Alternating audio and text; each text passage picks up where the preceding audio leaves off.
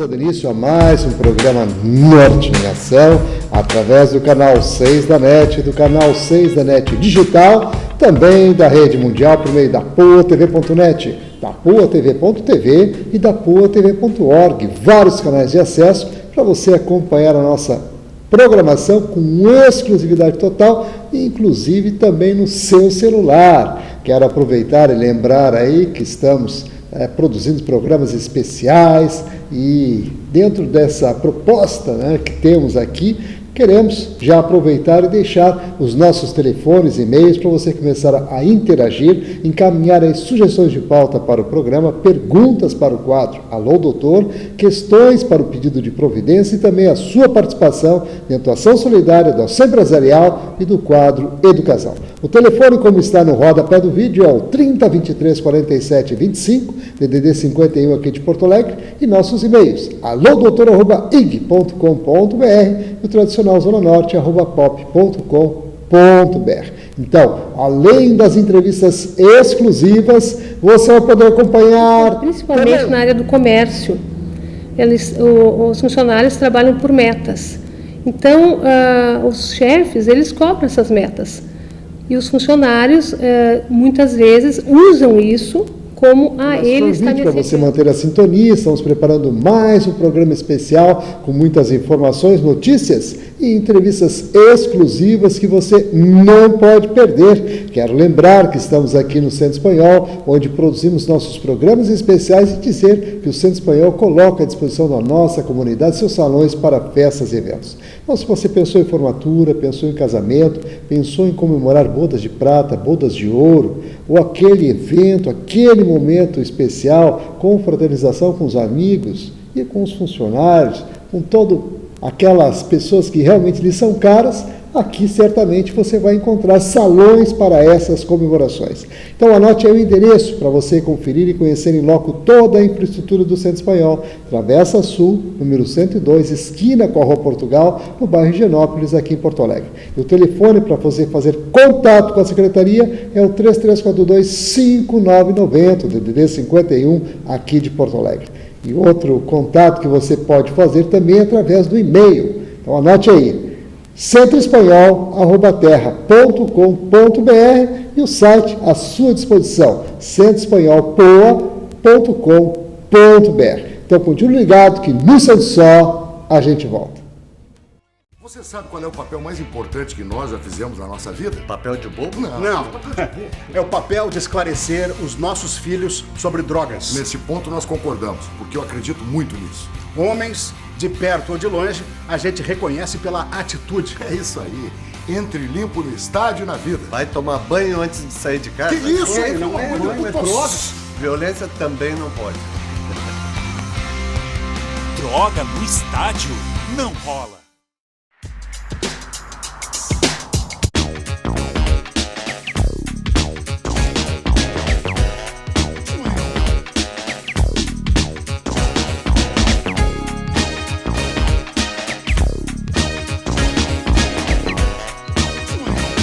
De volta com o programa Norte em Ação, agora o nosso quadro Alô Doutor, e com a grata satisfação estamos recebendo a doutora Simone Lemes, ela que é especialista em psiquiatria forense e clínica e participa hoje conosco para falar sobre perícia judicial no âmbito da psicologia.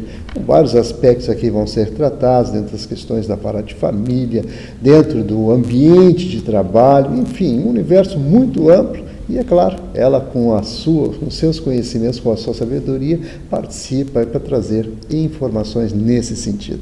Tudo bom, doutora Simone? Tudo. Um prazer estar aqui com vocês. É alegria nossa, com certeza, e o público que está aí nos assistindo, apreciando também, mais uma vez, a sua participação dentro do programa para trazer informações dentro dessa área da perícia judicial, que realmente exige bastante. Há pouco a gente falava até na questão da banalidade que está se transformando, boa parte das questões judiciais, tudo em prol de se completar, com quantias maiores dentro de processos nesse sentido. Então, eu gostaria que a senhora começasse abordando nesses aspectos, inclusive explicando aí o seu trabalho como perita. Certo. Bom, como perita, eu queria só dar uma introdução como é que a psicologia entrou nessa área, né? Lá no século XIX, a psicologia, os psicólogos, eles foram requisitados pelos psiquiatras para fazer um trabalho, no caso, usando testes e verificando a personalidade de pessoas que cometeram crimes, principalmente crimes violentos. A partir daí, então, a psicologia, né, os psicólogos começaram a entrar nesse mercado. Hoje em dia, o trabalho do perito psicólogo, eu sempre digo que o mercado ele é vasto, mas assim poucas pessoas ainda estão, no caso os profissionais, né, qualificados para trabalhar nesta área. O que acontece? O perito psicólogo hoje, né, ele está auxiliando a justiça, certo? Ele trabalha em parceria com o direito, né, com os advogados, com os juízes. E isso, o nosso trabalho ele é muito amplo. Nós podemos trabalhar na vara de família, na Justiça do Trabalho, Justiça Federal, enfim, várias instituições, né? E que cada vez mais existem processos que o psicólogo ele está sendo requisitado. Por exemplo, a Justiça do Trabalho. O que está acontecendo hoje? Os juízes estão chamando os psicólogos para trabalharem com essas questões que envolvam assédio moral, danos psíquicos, que a depressão, né, que hoje a depressão ela é a doença que mais afasta trabalhadores, né, no INSS. E isso é uma coisa assim que antigamente nem se cogitava, porque o funcionário ele saía da empresa e o que ele ia recorrer, na verdade, eram as questões rescisórias financeiras, né? Mas o que tem acontecido é realmente o funcionário adoecer, né? Em função de todo o trabalho e a pressão, etc. e tal. Mas a gente estava conversando antes, né, dessa questão também do assédio, que isso aí está virando uma indústria, né? Então a gente tem que dividir muito bem, né? O que é assédio moral, o que não é assédio moral, se a pessoa realmente está com depressão, adoeceu por causa da empresa, e aí entra o papel do perito psicólogo. Realmente, doutora Simone, a senhora colocou agora com muita propriedade uma questão que eu gostaria de aprofundar um pouco mais. É essa questão do assédio moral, do assédio sexual e a questão da depressão. Certo. Como a senhora colocou, na atualidade, né, o pessoal tem se valido muito, inclusive boa parte daqueles que estão ali acometidos com esse tipo de situação, de doença, na verdade, eles estão lá gozando do benefício do INSS para os seus tratamentos. Né? Mas, evidentemente, que tudo isso leva a um exame mais apurado, né? Dentro dessas questões. Eu gostaria que a senhora explicasse assim, dentro desse universo, né, nas questões do trabalho principalmente, como é que a gente poderia colocar a questão do assédio moral? Certo. Né, porque realmente é uma coisa um pouco complicada. Tivemos a oportunidade há pouco, né, de conversar com um outro entrevistado que também nos trouxe informações sobre isso, detalhando, inclusive, com exemplificações de uma própria cartilha que foi montada, né, pela Procuradoria do Trabalho. E nesse aspecto, claro que para a pessoa entender melhor isso, eu gostaria que a senhora também exemplificasse e desse alguns modelos, assim, que o pessoal realmente pudesse assimilar melhor. Tá.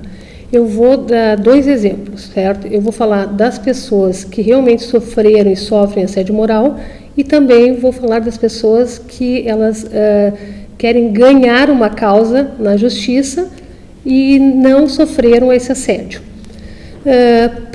Para ficar claro, eu poderia dizer o seguinte, que para uma pessoa que sofreu assédio moral, ela vai adoecer. Isso aí assim, é um ponto pacífico. Ela é uma pessoa, né, que está sendo perseguida repetidamente, né? Isso é uma grande questão, porque algumas pessoas confundem assim, principalmente na área do comércio. Os funcionários trabalham por metas. Então, os chefes, eles cobram essas metas. E os funcionários, muitas vezes, usam isso como, ele está me assediando. Não, ele está cobrando uma meta que já era estipulada pela loja, por exemplo. Tá? Então, o que está acontecendo? essa questão das pessoas que realmente foram vítimas do assédio, a gente tem que pensar, quando a gente vai fazer a perícia, em observar, né, sintomas que essa pessoa tem, porque uma pessoa que sofre de assédio, ela ainda, quando chega na perícia, ela ainda está sofrendo psiquicamente, certo? Então, assim, e ela, assim, além disso, tem os sintomas físicos, né, que no caso aí seria uma alçada de médicos também. Normalmente, quando chega o processo para nós, os peritos, psicólogos, ela já passou também por uma perícia médica e que comprova que ela tem problemas físicos.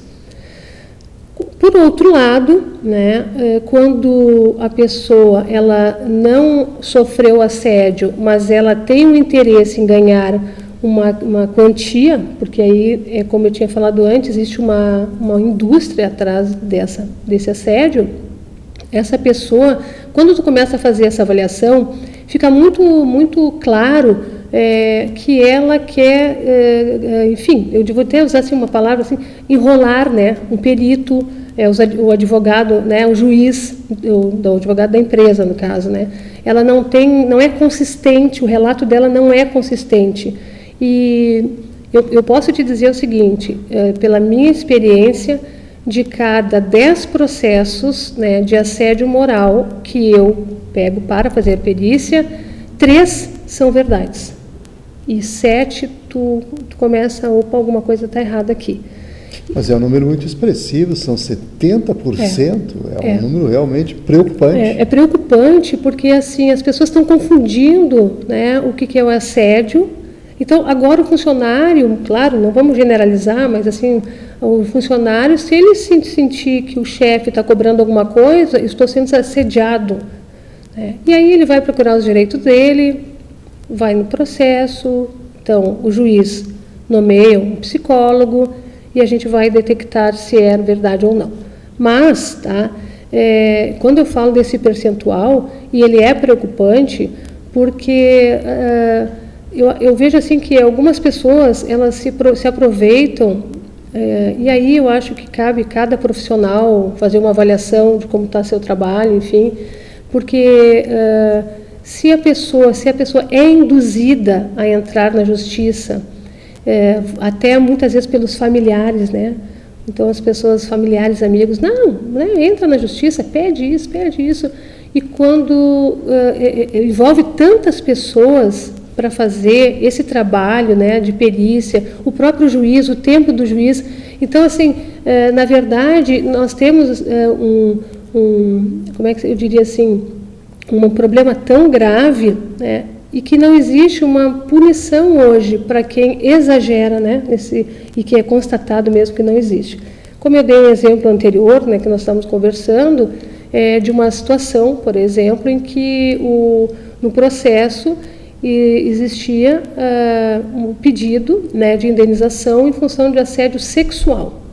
Bom, quando eu fui fazer a perícia com essa pessoa, ela não mencionou absolutamente nada disso, inclusive a relação que ela tinha com a chefia, com os colegas, eram maravilhosas. A pessoa dizia que o meu chefe, ele era muito bom, era um excelente chefe. Então, aí vocês podem pensar, né, bom, o que está acontecendo se no processo diz uma coisa e o próprio reclamante nem sabe, né, que existe isso, né, esse pedido.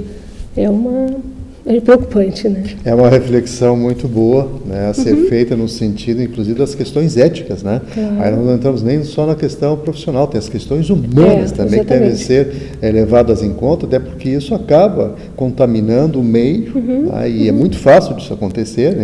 A senhora mesmo agora levantou uma situação onde uma pessoa tomou ciência que o assédio moral lhe daria algum tipo de vantagem financeira a pedido, né, dentro de um processo, ela se coloca ali dentro de um universo muito amplo. 70%, a senhora diz, das queixas de assédio moral acabam resultando em nada. Quer dizer, é um absurdo, quer dizer, coisas que não existiram, mas foram plantadas ali. Né? Exatamente. Então, é algo que realmente tem que se refletir muito, tem que ser questionado e vale muito a gente falar nessas questões. Com certeza. E, por outro aspecto, a senhora também passou pela questão do assédio sexual, que também é algo que está bastante em voga hoje, e dentro dos processos, a gente percebe também, né, uma indução nesse sentido. E eu gostaria de saber, assim, o que a senhora poderia conotar no aspecto do assédio sexual, das avaliações que a senhora tem feito, que percentuais a senhora colocaria isso? Certo.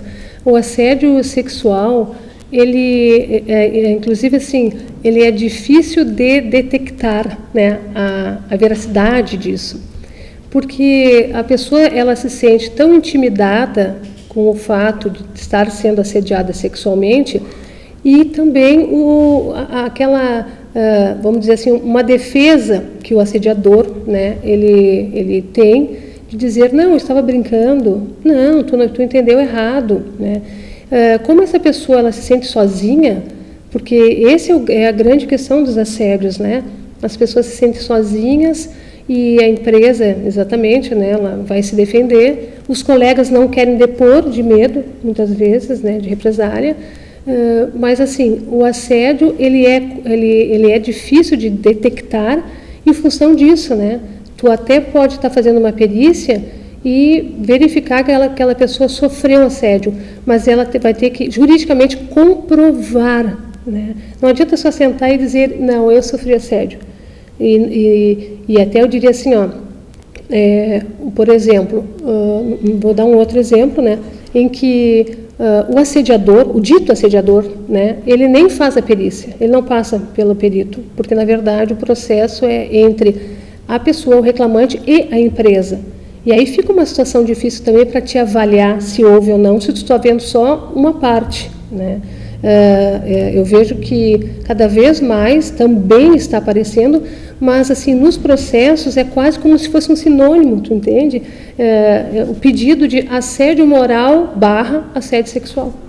Então, eu vejo que também falta um pouco de conhecimento do que é cada um, o que é o assédio moral e o que é o assédio sexual.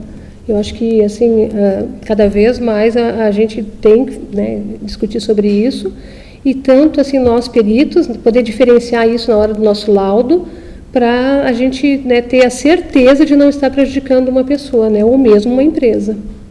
E esse tipo de problema, no caso, ele pode causar lesões bastante graves, não só dos relacionamentos, financeiramente, e outros aspectos também. Né? Então, tem reflexos importantes a serem considerados. Nós vamos fazer um breve intervalo, em seguida a gente retorna aí com a doutora Simone Lemes, e trazendo mais informações, vamos aprofundar um pouquinho mais na questão da depressão, que hoje realmente é bastante, né, cogitada dentro do universo jurídico. Então continue ligado que no instante só a gente volta.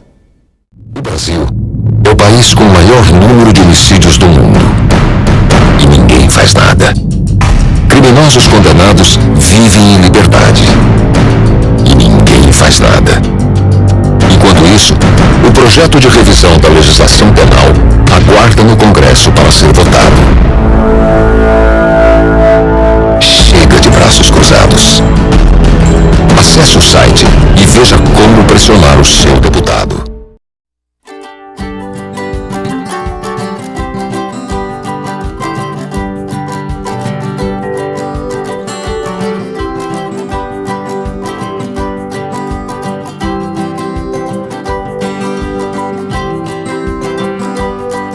Está vendo essa flor?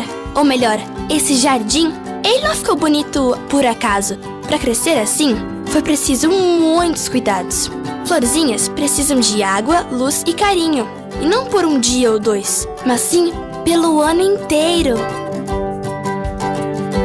É isso que a Santa Zita de Luca faz há mais de 30 anos. Ela cuida, ensina e auxilia na educação e desenvolvimento de centenas de crianças e adolescentes. E com sua ajuda, pode crescer ainda mais. Acesse www.santazitadeluca.org e faça sua doação. Nossas florzinhas agradecem. Obrigado!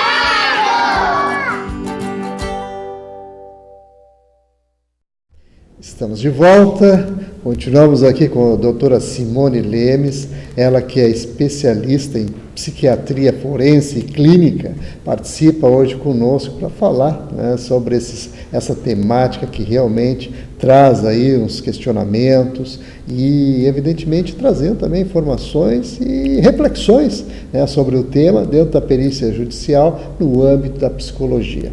Nesse sentido, vamos retomar aí a questão da depressão, doutora Simone, porque a gente sabe que hoje há uma demanda muito grande nesse sentido. Bom, a depressão, como eu falei anteriormente, ela é a doença que mais afasta o trabalhador, né, das suas atividades. E realmente é um número muito expressivo, né, das pessoas que estão sofrendo, né, pela depressão. Claro que quando nós fizemos as perícias, a gente tem que avaliar o que é depressão e o que é tristeza. Então, aí já começa, né, uma situação em que a pessoa, o reclamante, né, vou falar um pouco de novo da Justiça do Trabalho, né? Então, o reclamante muitas vezes se sente triste por situações que ocorreram na empresa e eles acham que estão com depressão. Então, ficaram tristes, chegaram em casa, choraram, ficaram deprimidos, no sentido assim daquela palavra que a gente usa informalmente, estou deprimido, né? Mas na verdade a pessoa está triste, não procuraram médicos, né? Não foram a consultas, não tomam medicação, mas entram na justiça alegando que estão com depressão. Bom, mas existem as pessoas que realmente adoecem psiquicamente, adoecem mesmo.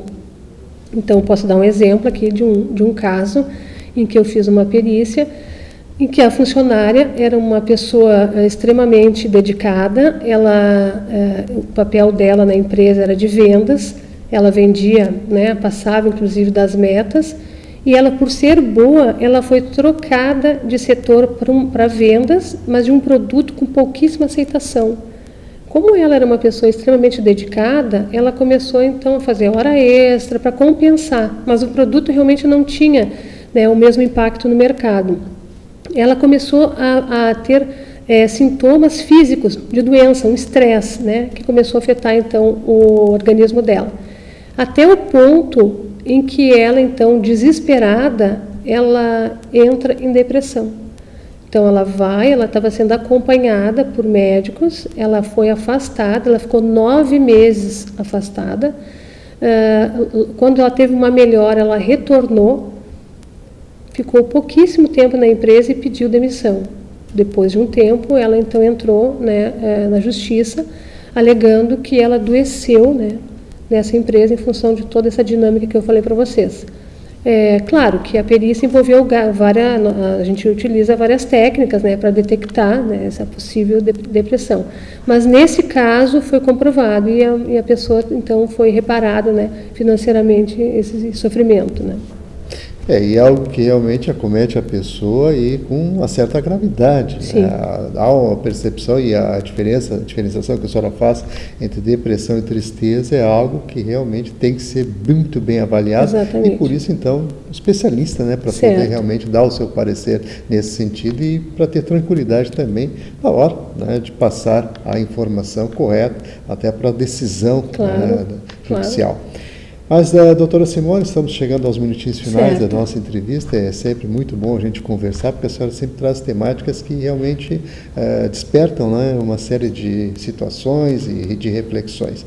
E nesse aspecto, a gente abre aí os nossos microfones e câmeras para que a senhora, então, formalize aí as suas questões finais e agregue aquilo que julgar importante. Certo. Eu fico muito feliz de estar aqui, né, de poder conversar contigo a respeito desse tema, que eu acho extremamente importante, não só por ser perita, mas para passar, né, para as pessoas a nossa função, nosso papel, também conscientizar um pouco essas pessoas que utilizam, eu vou dizer, de má fé, a justiça.